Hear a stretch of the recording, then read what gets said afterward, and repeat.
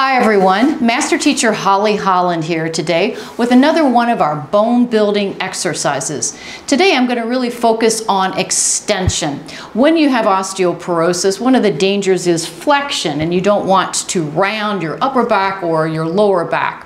So you could take a foam roller here. I love these 4-inch foam rollers from Occupational Physical Therapy, and they're really soft too. You can just take it behind the small of your back and just open up there. That feels really great as you stretch and open your chest and try to reverse any of the curvature that occurs in the upper back.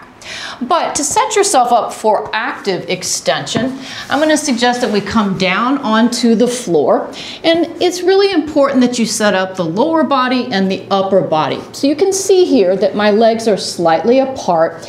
Now here I've got a little bit of an excessive curvature of my lumbar spine, so I'm going to try to press the tops of my thighs down. Right away I can feel that lengthening my low back, and then I'm going to try to draw my low belly up and in.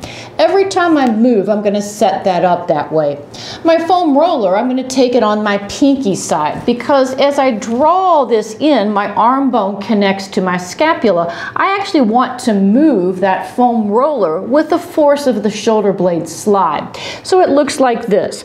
I can't come fully down because I have a microphone there, but you would just lay your forehead down on the mat.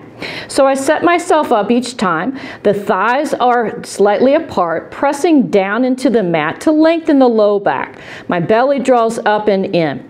Then as I start to very slowly lengthening the spine, I'm going to pull the arm bones into the scapula and come up just a little bit. It's really more important that you go longer than how high you come up.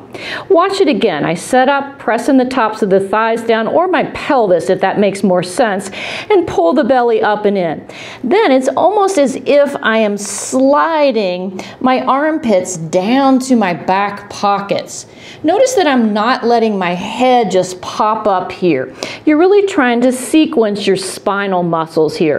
Try to climb up. And I can almost imagine that I'm following a trail of ants across the floor. In that way, I'm not just going quickly or where it's easy, but taking it to a high level. It would probably do 5 to 8 of these. Try it and see how much better that feels in your upper neck and shoulders as well. Thanks so much for joining me. I'll see you next time.